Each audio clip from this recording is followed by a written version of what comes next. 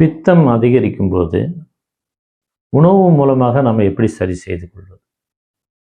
பொதுவாக இந்த பித்தம் அப்படின்னாவே நமக்கு சிலருக்கு தலை சுத்தல் இருக்கும், வாமிட்டிங் சென்ஸ் இருக்கும், இல்லை காலைல தூங்கி எழுந்திரிச்சோன்னா கசப்பு தன்மையோட சில வாமிட் பண்ணுவாங்க.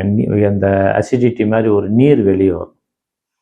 ஸோ அது மட்டும் இல்லாமல் நமக்கு நெஞ்செரிச்சல் இந்த மாதிரி கூட இந்த பித்தத்துடைய டிஸ்டர்பன்ஸில் ஏற்படும். பொதுவாக இந்த மாதிரி இருக்கும்போது நம்மளுடைய உணவு பழக்கங்களை எப்படி இருக்குன்னா, புளிப்பு உணவுகளை அறவே இந்த பால், புளிப்பான ரசங்கள் கூட நீங்கள் தற்காலிகமாக தவிர்த்துக்கிறது ரொம்ப நல்லது.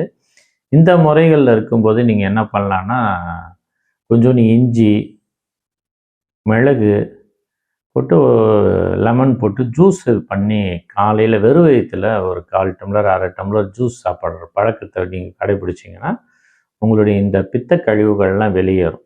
ஸோ இந்த அடிப்படையில் நம்மளுடைய உணவு பழக்கங்களை கடைபிடித்து நம்மளுடைய அக்குபஞ்சரில் கூட சிகிச்சை செய்யும்போது கூட குணமாயிருவீங்க.